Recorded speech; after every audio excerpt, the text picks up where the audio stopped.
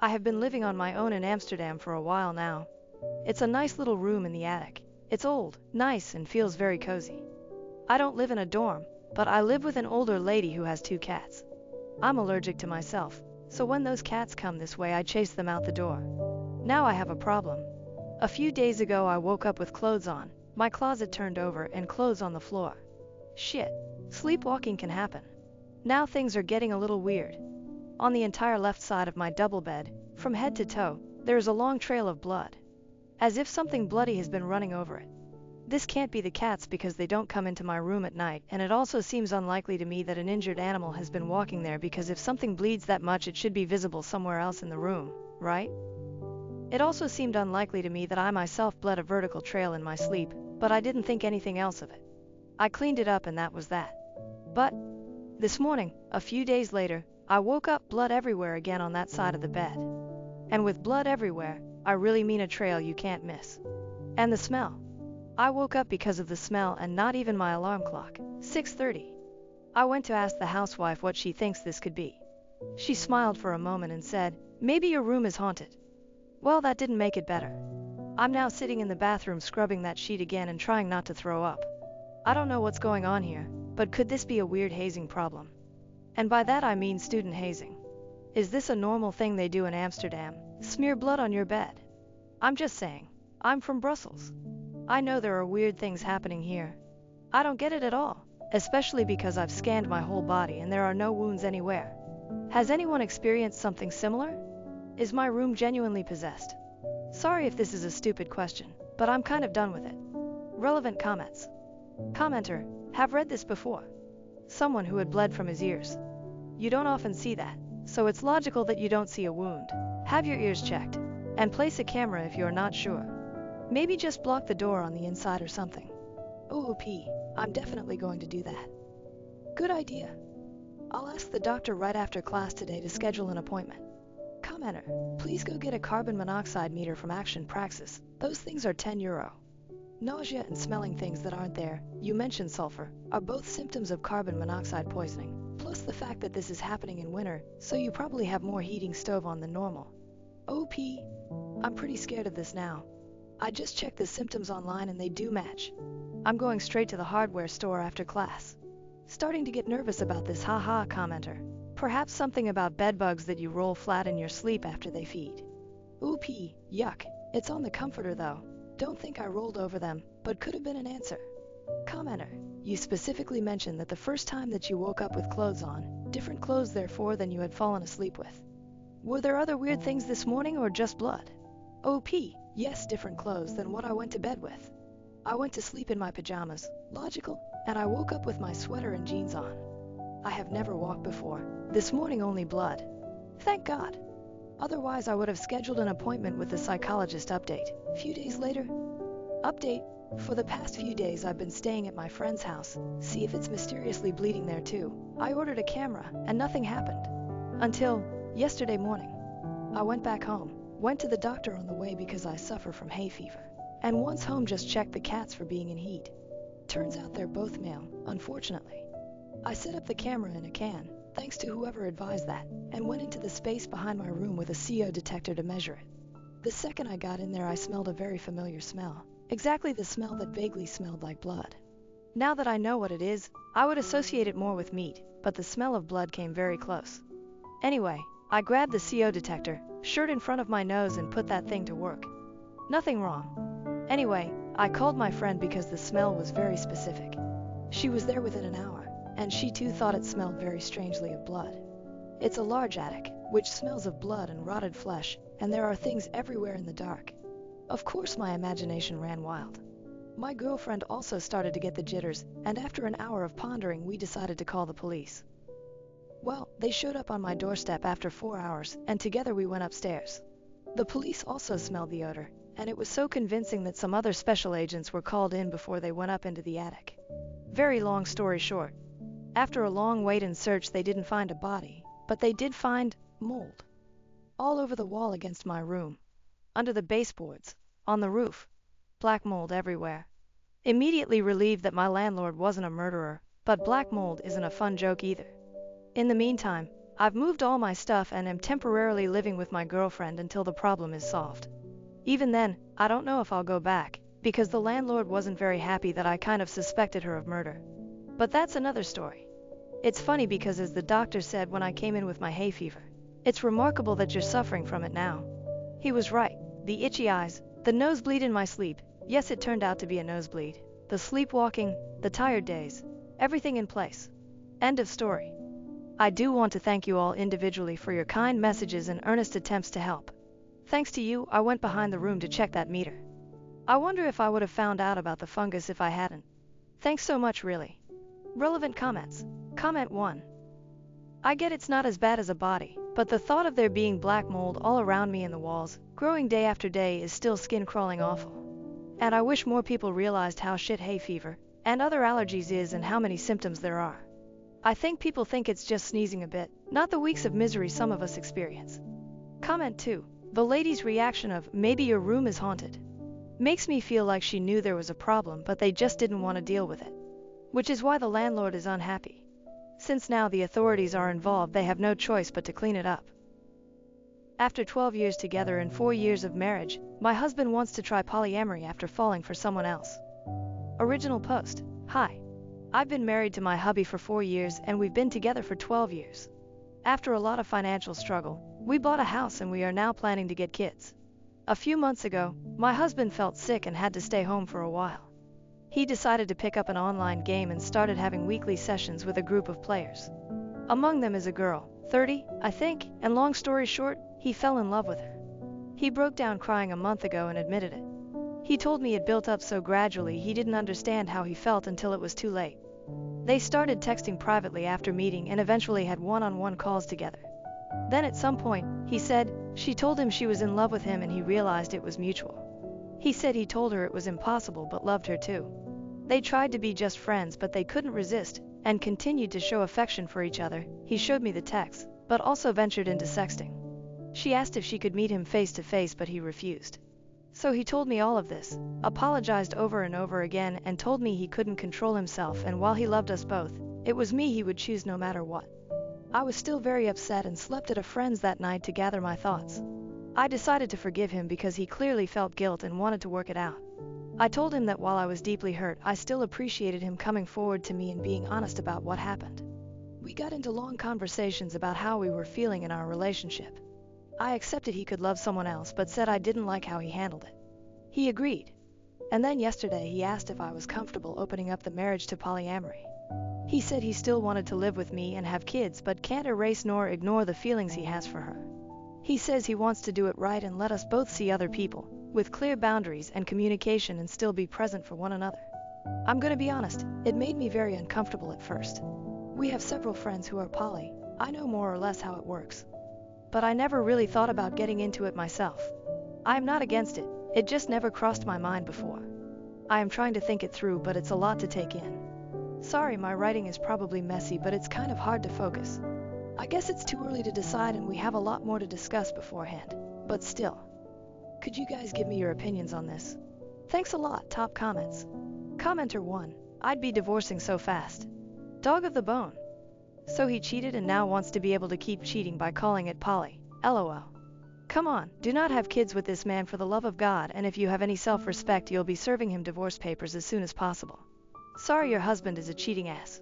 Swamp Cats. You got married under the assumption you would remain monogamous. He's trying to fundamentally change the nature of your relationship. If I were you, I would drop any attempts at conceiving and figure out your next steps. Personally, I would not stay with someone who desired an open relationship. You need to decide if it's something you're willing to entertain or not. Update 1. First off, sorry I didn't reply to all your comments. I am very thankful for them. They helped me realize hard, but fair, truths about the whole situation. I waited for a bit to think about it all and had multiple long discussions with my husband. I wanted to confront him before making a final decision. To answer some of your questions, the other girl wanted to meet him, but they never did. Partly because my husband refused, but honestly, mostly because she lives too far from here. I still got checked for STDs though, and I'm clean, yay. As for our polyamory friends, they apparently were the ones who suggested he go down the polyamory road. I stopped talking to them for now. I'll deal with the bigger problem first. I told him his actions hurt me deeply and that while I appreciated him admitting his affair, it was still infidelity. I told him what you guys said, that turning it into polyamory was merely green-lighting the affair after the fact. That polyamory should be built on mutual trust and communication, which he already broke. That I didn't feel respected. It destroyed him. He said he already knew, deep down, but didn't want to admit it, neither to me nor to himself. We both screamed and cried a lot. He finally admitted he wanted to open the marriage for selfish reasons. He's very sorry. He cut off contact with the other girl, let me fully access his computer and phone, and now wants to go to counseling to repair our relationship and marriage. He has shown me a lot of affection and attention since then, although he admits himself it's sometimes out of guilt and not just out of pure love. And now I want to make it work too, but am I? Or is it a sunk cost fallacy? I don't know. Our first session is in 2 months, the earliest we could get, and every day I change my mind. Literally yesterday I wanted to leave him, while today I think it's worth giving it a try. Because we've known each other for so long, we understand each other on a very deep level, share a lot of interests, and have already built so much together. He was there for me during hard parts of my life. He took responsibility for his actions and is really trying. Plus, if I leave him, I'd have to start my life nearly from scratch. Find a new place to live, go back into dating for the first time in 12 years. I don't want to lose everything. It sounds very hard and scary. Am I not too old for this? But at the same time, that's a form of denial, isn't it? It doesn't matter if those years were good, it's not going to be the same. Even if he gains my trust back, even if I forgive him, I'll never forget. I think he is genuinely remorseful, but isn't it too late for that? I am too empathetic. Him being present now doesn't erase what was done. Do I want to stay not because I still believe in this relationship, but because I don't have the strength to ask for a divorce? Because it's the easy choice, some kind of codependency? I have no idea. I can picture both paths clearly, and it's tearing me apart. I am lost, maybe even more than I was when I wrote my previous post. I've lost sleep and appetite, and I'm not sure I enjoy anything in my life anymore. I booked an appointment with a psychologist, for me alone, to help with this whole thing. I am sorry. At this point, I am rambling. I know I am the only one who can decide what's okay and comfortable for me or not. It's ultimately my choice and my choice only. The emotional hell I'm going through just makes thinking about that choice very hard and paralyzing. I'll go to both therapies and try to see what to do from here. I'll try to update, but it's probably going to take a while. I am sorry. I want to thank you again for your support, and I am sending you guys a lot of love. Edit. A couple of infos I should have mentioned but didn't because putting all of that into writing without omitting something is much harder than I thought. He cut off contact with her because once he told him he was married and wanted us both, she just ran away and broke up with him. There are times since then where my husband starts feeling sad or angry because of what's basically withdrawal. And for that he's smart, at least sensible enough not to blame me. What kind of marriage did we have before this crisis? It will sound so naive. It's my first and only romantic relationship. We were very close and basically grew as adults together. We could talk about anything and understand each other. We shared the same values and interests. What changed? I think we got into a routine and he got bored. During our argument, he said he was addicted to the attention the girl was giving him and that he felt I didn't show him I was in love with him enough anymore. I told him that even if it was true, he should have told me instead of having an affair. On one hand, I have my faults too, and I could accept this as one of them. On the other, I was taking care of him in the house while he was sick. I don't think he believes it. I don't think he means it. But it makes me wonder whether I was actually a good wife for him, even though I am not responsible for his actions. Thanks again for your support, y'all. It's a lot to process, but it helps me so much. Relevant comments. OP on if she and her husband have kids and plans on getting counseling. OP, kids are off the table. If we do go into counseling, and it goes exceptionally well, maybe we'll talk about it. But for now, the distrust is already there. He says I love you, but I never know whether it's to regain my trust, whether he means it or not. Even if he does he love me or is it a lie he tells himself? Dog of the bone. If you choose to stay, don't be surprised if in a year you find him talking to someone again. Cheaters are sneaky. They'll show remorse and swear they've changed. Meanwhile, they're smirking inside because they've started a new affair and think they can get away with it this time. OOP. Thank you, it's obvious and well known. Once a cheater, always a cheater. But reading it helps me fight denial. I really need to break up with him. If not for myself, just to show him that actions have consequences. Final update. TLDR. We are divorcing. Hooray! TW, emotional affair, manipulation, self-harm threats, psychological abuse. Hey, I hope you are doing well. So my soon-to-be ex-husband had an emotional affair online and tried to make me green-lighted by asking for an open marriage, where we'd be allowed to have side adventures. I refused and his affair partner dumped him. He begged me to try to reconcile with him, to which I agreed, while I was actually trying to prepare my exit. We both went to individual therapy, still am. We separated temporarily 3 times, but every time I came back, it went terribly. He was desperate. He kept trying to cross my boundaries, love-bombing me, playing the victim, asking to touch me even though I established I didn't want to, threatening to kill himself if we were to divorce. I could go on and on. This made me finally realize, along with my therapist's help, a lot of self-reflection and my exchanges on Reddit, that I was in an abusive relationship.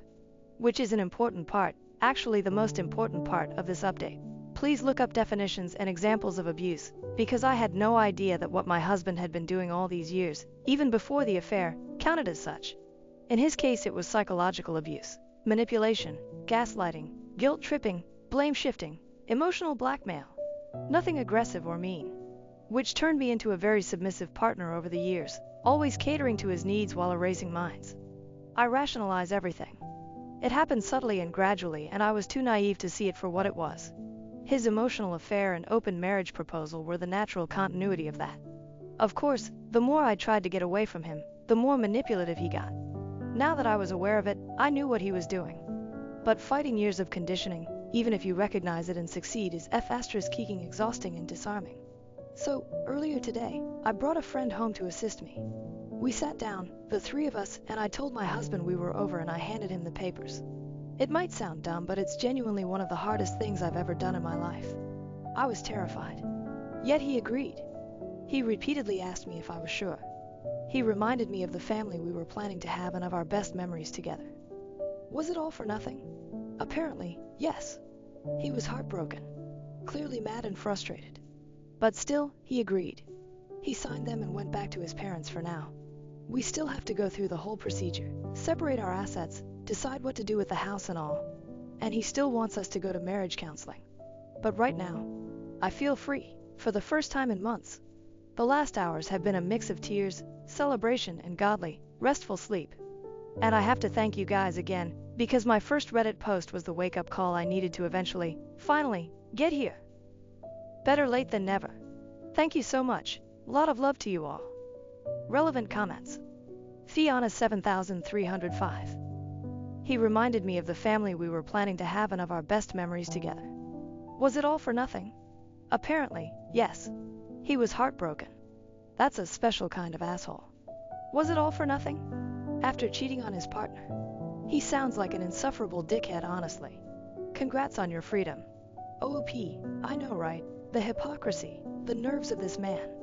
The worst part is that he appears very charming to everyone who knows him, myself included. Hell, a lot of people from our circle, who are aware of what he did, still think he's a good person who just lost himself for a while. I guess it's hard to accept that the ones we love can be terrible people too. Any decision, 470. You have been through a long, hard journey, and it will take a while yet, but you are investing in yourself and your health and happiness. Good for you. Continue self-care, and practice safety and security.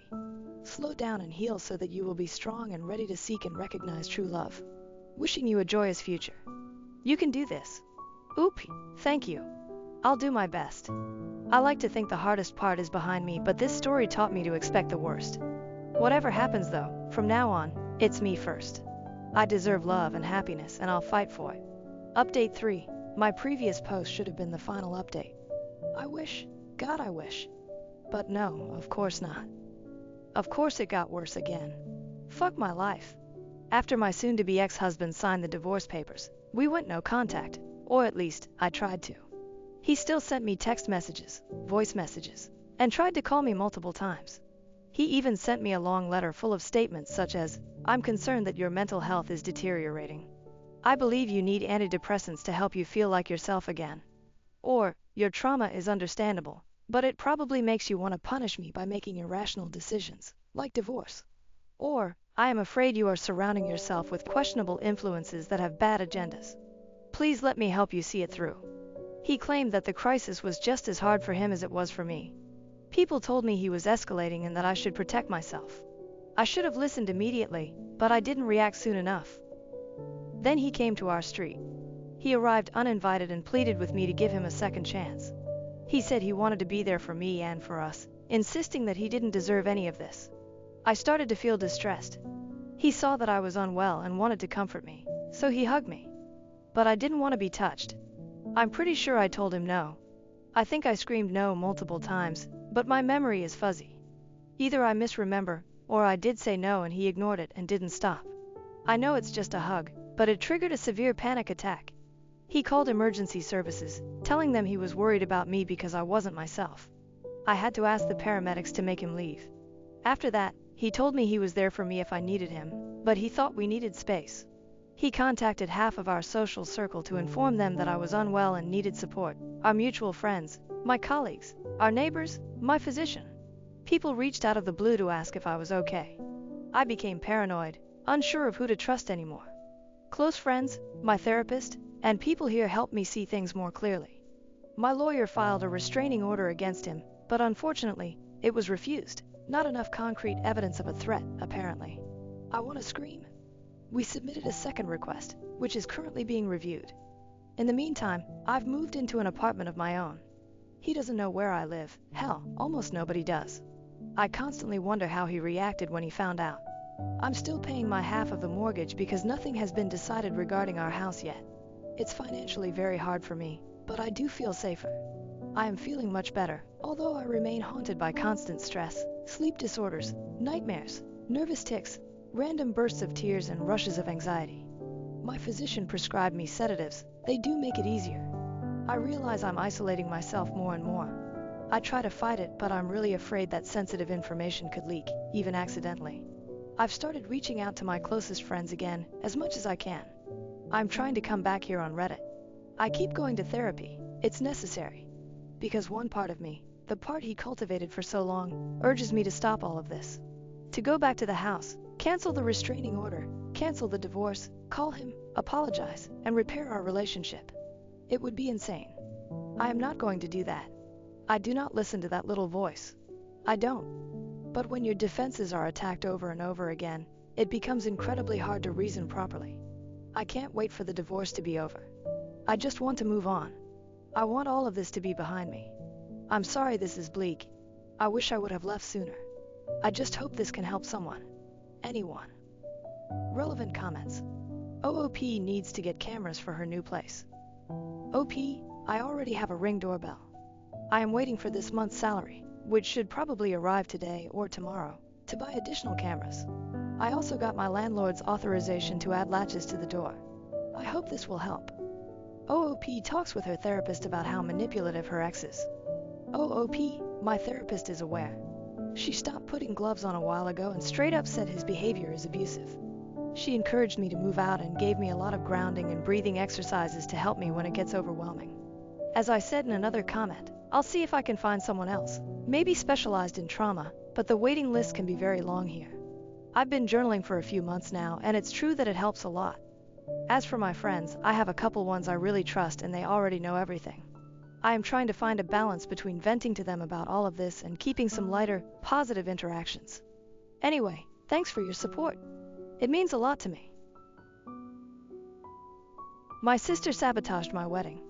And now, with her struggles to conceive, my parents want her to share my baby. As a little background, my sister Pam, 30F, persuaded our parents and a few of our family members not to come to my wedding. She believed it was inappropriate for me to marry her while she was divorcing. She turned to lying and spreading rumors to get people to avoid me because the truth alone wasn't enough to make them hate me.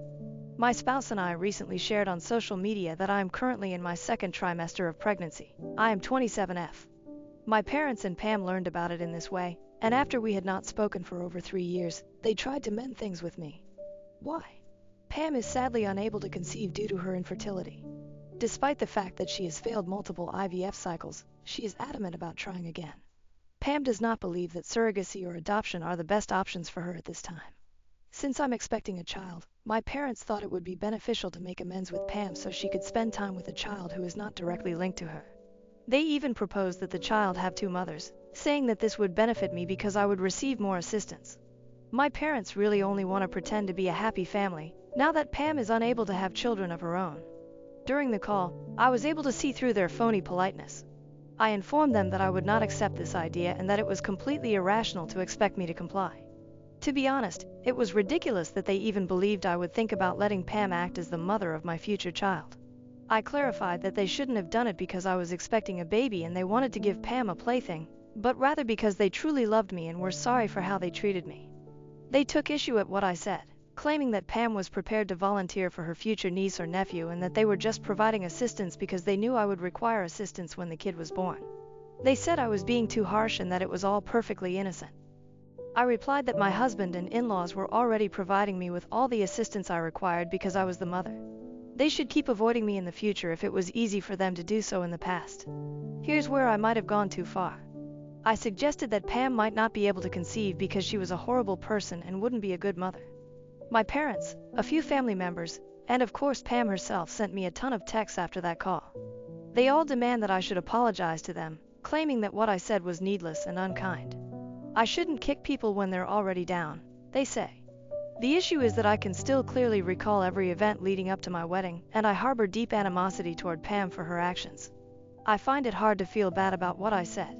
To put things in perspective, while I was organizing my wedding, Pam had already been married for 2 years.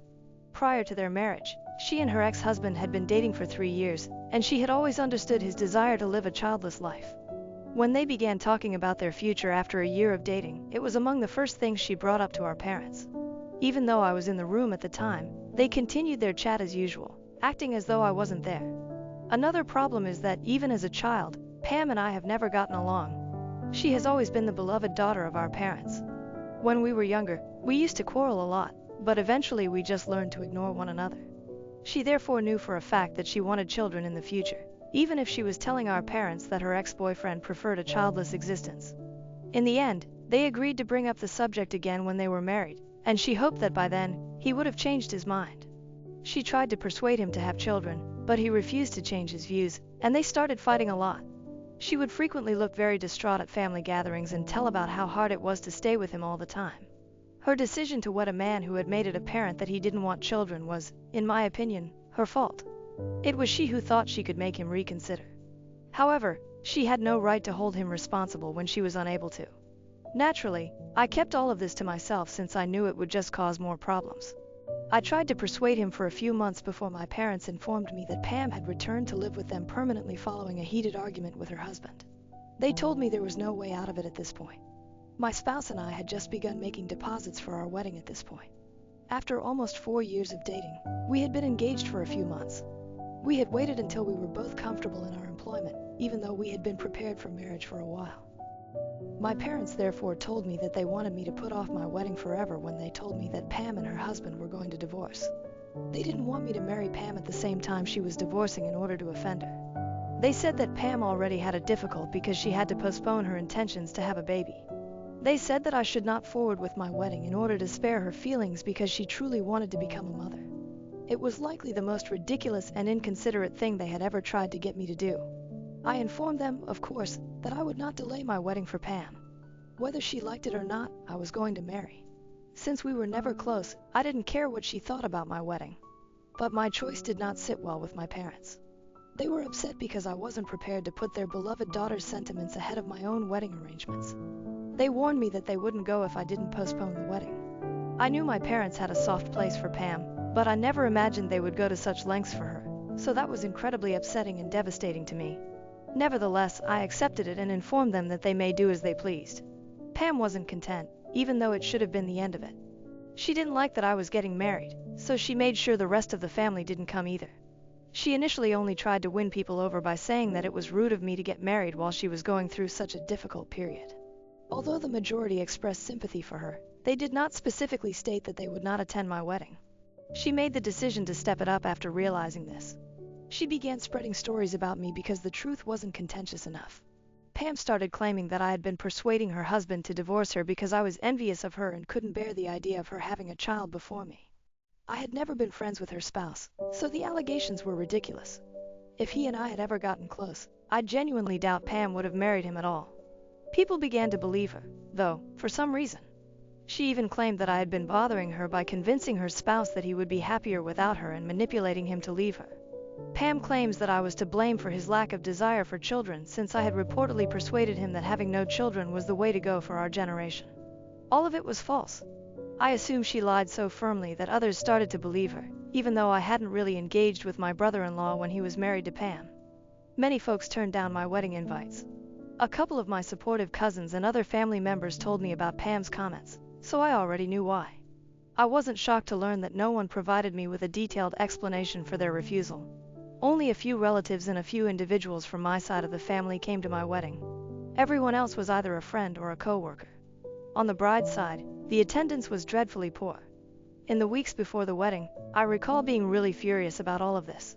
Many individuals had already made up their minds, and some had even blocked me, but I knew I could try talking to them and being honest.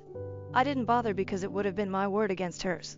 Fortunately, my spouse, friends, and in-laws were there to support me on the wedding day.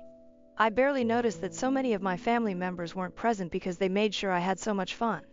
I haven't forgiven Pam for what she did though, simply because I had a good time on my wedding day. She was vengeful and vicious in what she did. She made sure I wasn't happy just because she didn't get her way, which was quite typical of her.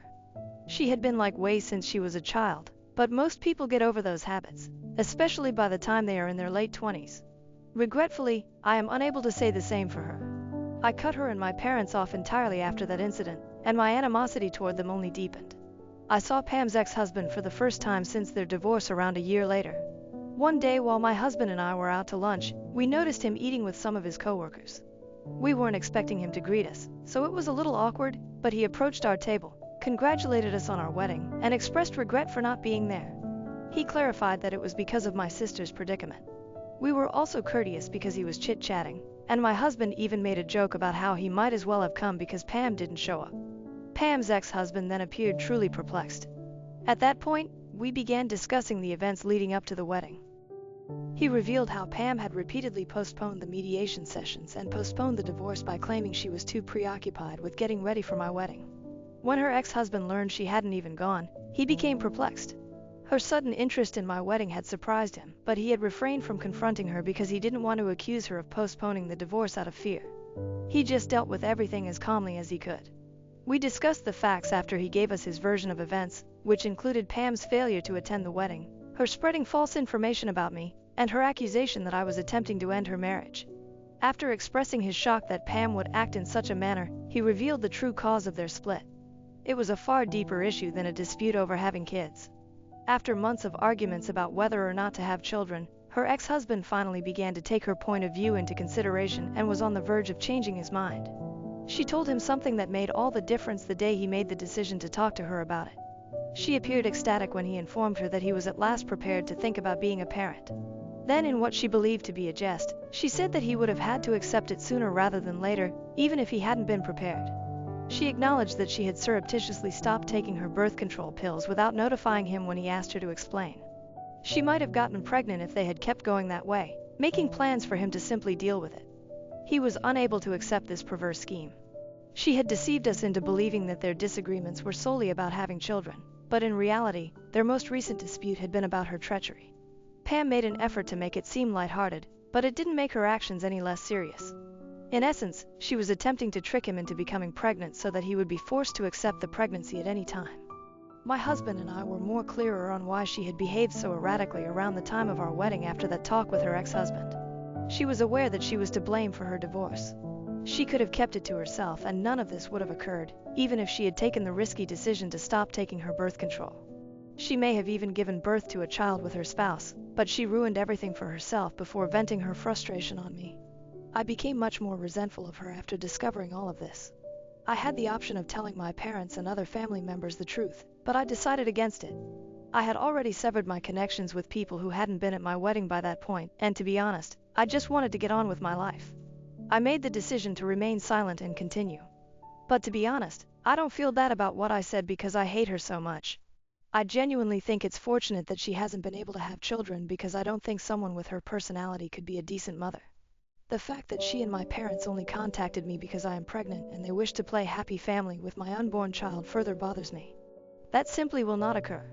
Regarding the notion of my child having two mothers, I concur with my in-laws and my spouse that it is not essential. People's reactions to my comment, especially those with whom I get along, are the only reason I'm even slightly unsure. So am I the jerk for suggesting that my sister might not make a good mother, which is why she hasn't been able to conceive? In response to inquiries, Pam has not remarried and, to the best of my knowledge, is not currently seeing anyone. Although I don't know much about her personal life, I've learned from friends and family that she is totally unmarried and that her primary goal at the moment is to have children. You can guess why she isn't interested in adopting a child or using a surrogate. In my opinion, it's because she feels that a child isn't truly your child unless you've given birth to it yourself. She has been trying for over 3 years, including when she tried to conceive with her spouse and when she used donors for IVF following the divorce. So far, nothing has worked for her. Most people would think about other choices by now, but she isn't interested, and that's her decision. The fact that she and my parents only tried to reconcile after I revealed my pregnancy is what truly seems odd. The remark about two mothers stuck with me. Additionally, you all observed that they made particular reference to the fact that this baby would be linked to her by blood. Technically speaking, my child would be her blood relative because she is my biological sister. However, bringing it up while trying to make amends is odd, and their actions simply gave off a disturbing, almost baby stealer atmosphere. I'm afraid she'll start projecting and acting like the mother if I do try to forgive her and give her some contact with my child. I can't allow that to occur. Some of you have questioned why I haven't defended myself in front of the rest of the family or spoken out about the true cause of her divorce. In all honesty, I don't believe it's worth it. I became aware of my true friends and supporters after the wedding. Everything that transpired deeply wounded me, and even though I wanted to speak out about the truth, I decided against it. I wanted to be left alone. Even a few family members with whom I get along well said that I was a little callous when I told Pam that she couldn't have children. Although they don't expect me to apologize, they do believe it was a little too severe. These folks have always stood behind me, so that's why I'm worried. If they too think I was too severe, then maybe I should be worried. Update 1. I appreciate all of the comments left on my post. I appreciate your support, even though it seems like most of you believe I'm NTA. I will continue to ignore Pam and my parents, and I have made the decision not to apologize to them. They are obviously unhappy about this. On social media and in real life, they are acting like the victim and disparaging me in front of our family members once more. I already don't talk to those people, so I'm not bothered by it. What could possibly go wrong? That they will further isolate me. I made the decision to talk to my family members that support me yet disagree with my remark and address it. Almost everyone in the family is aware of what happened and what I said, and Pam and my parents have made a big issue out of it. I reached out to people who truly care about me since I won't engage with someone I don't get along with. I admitted to them that, in the heat of the moment, I had uttered those things. However, that doesn't change the fact that Pam's deliberate attempt to draw attention to herself during my wedding was much worse. For years, Pam has been mean and disrespectful to me, and I won't say I'm sorry for something that might even be true. She won't be significantly impacted by my remark, at least not in the same manner that she did me when she created rumors. Because of what she said, my family declined to come to my wedding. It's not the same thing because my viewpoint won't stop her from being pregnant. Those who were on my side are still supportive, and my relatives seem to understand this. I'm okay with them deciding not to talk about it anymore. All I want is for my pregnancy to be a joyful and healthy one. I hope this tension between Pam and my parents ends quickly. I don't want them to stretch this out because I might have to tell them some things they won't like. This is something I really don't want to deal with, especially now that I'm expecting. Update 2. My parents have been playing the victim and informing everyone in the family about what I said for the past 2 weeks since I last spoke to them on the phone. They have been pleading with others to avoid me, to never communicate with me again, and even to cut me off from family members that get along well with me. They basically want me shunned by the entire family. My parents haven't been successful in their strategy though, because as I indicated, I was able to work things out with the people I care about. They obviously didn't like it, so they posted disparaging remarks about me on social media. I am aware that the posts are about me even if they haven't specifically mentioned me. They have been discussing a particular relative who has always tried to ruin lives and always been jealous of Pam. That's why I allegedly made fun of her infertility, they say. I knew it was all lies, so at first I didn't care. But it really got to me when they recently posted that I was the one who destroyed Pam's marriage. I chose to reply since they were repeating the same falsehoods they had told me around the time of my wedding. I made contact with my former brother-in-law. Even if we don't communicate frequently, We are on speaking terms because we still greet one another on holidays and on our birthdays. I told him everything that had been going on and asked if he would mind if I told the truth in public. I did what he told me to do. The drama has escalated since I wrote about Pam's actions and the true cause of their divorce. Although I haven't spoken to anyone directly, family members have been calling, texting, and emailing me to ask whether it's true, to ask me to remove the post, and even to accuse me of lying about Pam once more.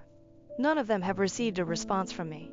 My parents and Pam, on the other hand, have remained remarkably silent, which suggests that they have little to defend themselves. They'll find words though, I'm sure. Even after all of this, it's disheartening that no one in the family has bothered to apologize to me, but it's okay since it's exactly what I anticipated. I believe I've been successful in exposing Pam for who she truly is, which was my major objective. I'm just going to relax and observe what happens next. Update 3. Pam and my parents finally contacted me a few days after my last post, stating that they were prepared to apologize. But only if I consented to have my post removed. The rest of the family hasn't expressed regret to me, but they seem to have contacted my parents and Pam to criticize their actions. They told my parents that it was unfair to portray me negatively when Pam was ultimately to blame for her divorce. My relationships with my parents have suffered greatly as a result of their years of deceiving the family. It's amazing how fast certain family members went from detesting me to betraying Pam. However, as I already stated, I don't hold it in high regard for those who assumed that I was the cause of Pam's marital issues. They're now equally eager to assume that she was at fault from the beginning. They still refuse to say sorry, and the majority of them have ceased getting in touch with me. No one is requesting me to remove the post, and no one is interested in knowing if I was speaking the truth. I replied to Pam and my parents that I would wait to remove the post until I felt like it. I don't care about their apologies anymore. I responded to their email correspondence and subsequently blocked them. They haven't made an attempt to get in touch with me since, but this morning I made the decision to remove the post, not for them, but rather because I don't want my social media accounts to be overflowing with posts about unimportant people. Retaliation isn't beneficial, and as I mentioned, I want a pleasant and healthy pregnancy journey. Furthermore, I believe that's sufficient punishment for Pam and my parents because they are who they are. I have family and friends who truly care about me, and my spouse and I are content. I really only need that. It doesn't really matter what my sister and parents are doing these days. I hope they understand after everything that has transpired that I don't want to interact with them ever again and avoid me. That's all I have to say, and considering everything that has happened, I doubt they will get in touch anytime soon. I'm grateful to everyone who has helped me, answered my messages, and given me guidance. It is really important to me. My fiancée changed right after I proposed, and now her friends call me toxic. Am I the asshole for wanting to end the engagement? I am 32, just recently proposed to my girlfriend of 2 years, Sharon, F30, like a month and a half ago, and it feels like the second the ring got on her finger, her attitude and behavior took a total 180. The entire time we were dating, we seemed exceptionally compatible, and at least it seemed we shared common beliefs and morals. 7 weeks ago, I proposed and she said yes, and I felt like it was the happiest moment for the two of us. But not even a week later, it's like her attitude totally flipped. I thought I knew all her friends, but one day I came home and there were 6 women I've never seen before, and Sharon introduced me to them. I was curious as to why I was just now meeting them, when I already met Sharon's 2 best friends, Michelle and Octavia, both not present, over a year and a half ago. Sharon said she wanted to make sure we were a sure thing before I met her inner circle. I found this strange, not to mention it was a weeknight and they were quickly draining my wine rack of wine. Sharon still had her own place, but she stayed with me so often she practically lives there. Still, I found it incredibly rude when they left, with 4 empty bottles of rosé in their wake. I tried to talk to Sharon about having uninvited guests on weeknights and she dismissed my grievance very flippantly. More than that, she brushed me off. The following weeks she went out with the girls several times, and when she brought other girls to my place, twice without notice, once with notice to appease me, her words, they all treated me like a butler, shaking their empty wine glasses at me for refills. After the 4th time, I made it clear that I will get a locked wine rack. Sharon just called me no fun after that. It gets worse. Sharon decided me and the girls got off on the wrong foot, and said we should have dinner together at a nice restaurant. Well, I went and it was not great. The 6 kept prodding me about my life, my house, my career, but deflected every question I asked. It got especially bad at night when they started talking about modern relationships and jealousy, and one of them brought up some key points about relationships that I thought Sharon and I were on the same page about, specifically what-ifs regarding polyamory and being friends with exes. To my shock, Sharon said we shouldn't be too hasty on such decisions, which was a total 180 to how she expressed herself on these things only a month prior, where she was vehemently against keeping ex-intimate partners in friend circles and was staunchly monogamous. The worst part was when the bill arrived, Sharon announced it should be together and slid me the check. I told her she can't be serious, and we got into a bit of an argument. I ended it by putting my amount down in cash and walked out, leaving them to figure out the rest of the bill. The next few days after that, Sharon kept calling me toxic, and my fiance changed right after I proposed, and now her friends call me toxic. Am I the asshole for wanting to end the engagement? I am 32, just recently proposed to my girlfriend of 2 years Sharon, F30, like a month and a half ago, and it feels like the second the ring got on her finger, her attitude and behavior took a total 180. The entire time we were dating, we seemed exceptionally compatible, and at least it seemed we shared common beliefs and morals. 7 weeks ago, I proposed and she said yes, and I felt like it was the happiest moment for the two of us. But not even a week later, it's like her attitude totally flipped. I thought I knew all her friends, but one day I came home and there were 6 women I've never seen before, and Sharon introduced me to them. I was curious as to why I was just now meeting them, when I already met Sharon's 2 best friends, Michelle and Octavia, both not present, over a year and a half ago. Sharon said she wanted to make sure we were a sure thing before I met her inner circle. I found this strange, not to mention it was a weeknight and they were quickly draining my wine rack of wine. Sharon still had her own place, but she stayed with me so often she practically lives there. Still, I found it incredibly rude when they left, with 4 empty bottles of rosé in their wake. I tried to talk to Sharon about having uninvited guests on weeknights and she dismissed my grievance very flippantly. More than that, she brushed me off. The following weeks she went out with the girls several times, and when she brought the girls to my place, twice without notice, once with notice to appease me, her words, they all treated me like a butler, shaking their empty wine glasses at me for refills. After the 4th time, I made it clear that I will get a locked wine rack. Sharon just called me no fun after that. It gets worse. Sharon decided me and the girls got off on the wrong foot, and said we should have dinner together at a nice restaurant. Well, I went and it was not great. The 6 kept prodding me about my life, my house, my career, but deflected every question I asked. It got especially bad at night when they started talking about modern relationships and jealousy, and one of them brought up some key points about relationships that I thought Sharon and I were on the same page about, specifically what-ifs regarding polyamory and being friends with exes. To my shock, Sharon said we shouldn't be too hasty on such decisions, which was a total 180 to how she expressed herself on these things only a month prior, where she was vehemently against keeping ex-intimate partners in friend circles and was staunchly monogamous. The worst part was when the bill arrived, Sharon announced it should be together and slid me the check. I told her she can't be serious, and we got into a bit of an argument. I ended it by putting my amount down in cash and walked out, leaving them to figure out the rest of the bill. The next few days after that, Sharon kept calling me toxic and fragile, but every time I even pushed it, she would give an apology and promise she was just stressed at work. It's nuts, we haven't even planned the wedding yet. The worst part was this Monday. When at work, I got a Nest doorbell alert, checked and saw Sharon and one of her 6 new friends arriving at my place, going in and exiting with my golf clubs. This set was a gift from my father, and it cost a pretty penny too, so Sharon lending it out without my permission got me pissed. I immediately called Sharon and told her and her friend to return the clubs. Sharon tried to gaslight me with, "But you promised to lend the clubs to her boyfriend, remember?"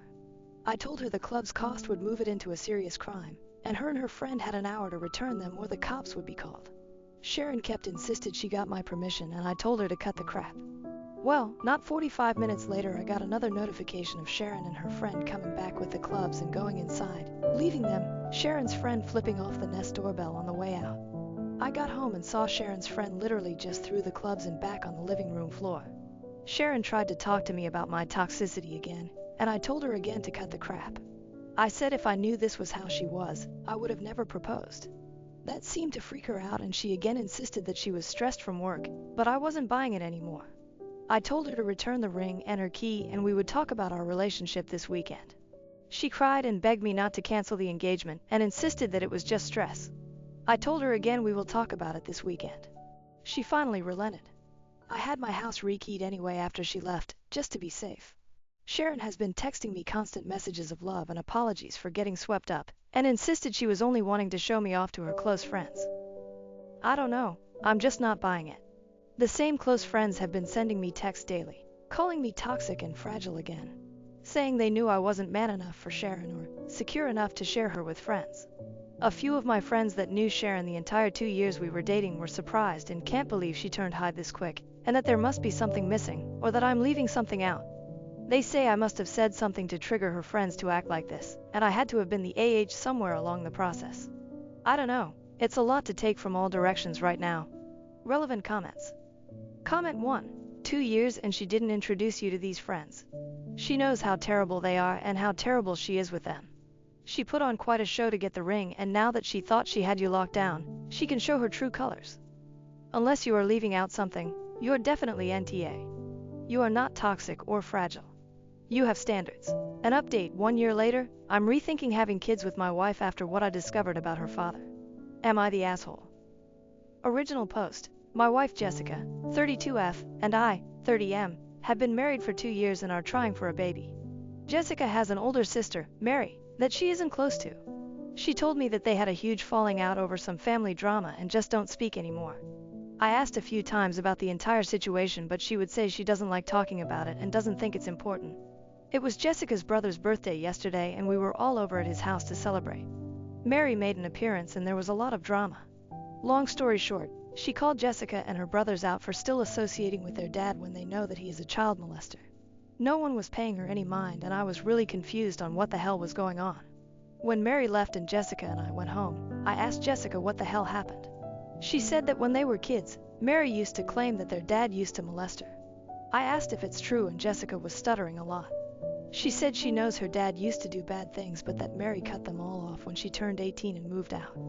I asked if she's admitting that she knows her dad was a child molester and did things to his own daughter. She said he doesn't do it anymore and he was just in a really bad place in his life and he apologized to Mary, so there's nothing else anyone can do for Mary. I was honestly appalled. I also feel so terrible for Mary. Jessica made it seem like Mary did something wrong and deserved to be basically exiled from the family. I could have never imagined that this is what happened.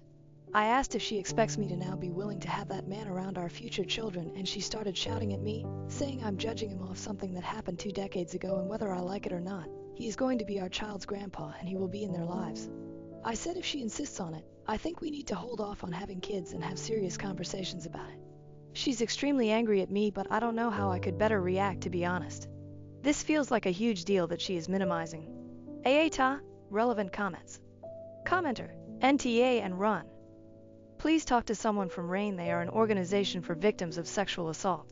This is not something minor like occasionally being crabby with your kids on the mornings you have a migraine. This is a crime. I know a victim of child sexual abuse, and many years later and thousands of dollars in therapy, this woman is still hurting. You need to get out now. OP. I wish I could accurately describe how Mary looked and sounded when she was going off on her siblings that day. It actually sent shivers down my spine.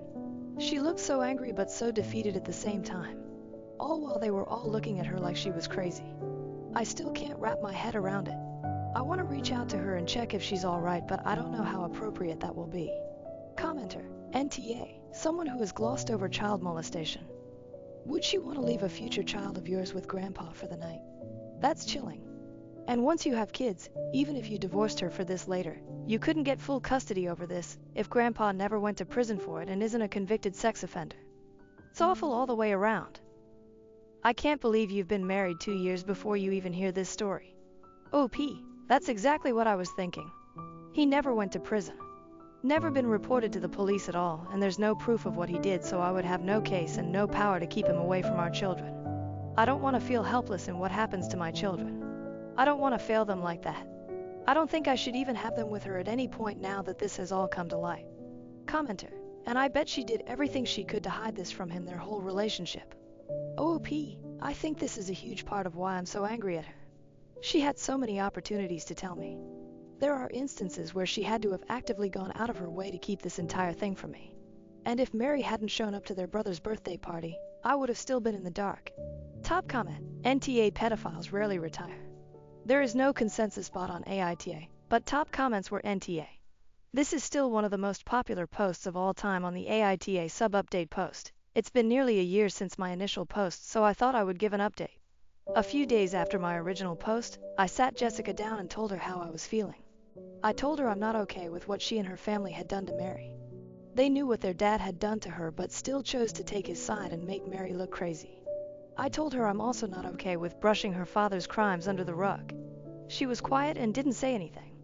She didn't try to defend herself or her family. She was just staring at me in a very chilling way, almost like she was indifferent to whatever I had to say and just wanted it to be over. I told her I needed time to myself and I would leave and think about what I wanted to do. Suddenly she was paying attention. She seemed shocked and panicked. She started begging me not to leave, saying I'll get over it in a few days when we get back to how we usually are and things settle down. She said all families have skeletons in their closet and that this can't define our marriage. I said no and I left the house for a few days. I ignored all her calls and those of her family. I reached out to Mary on Facebook.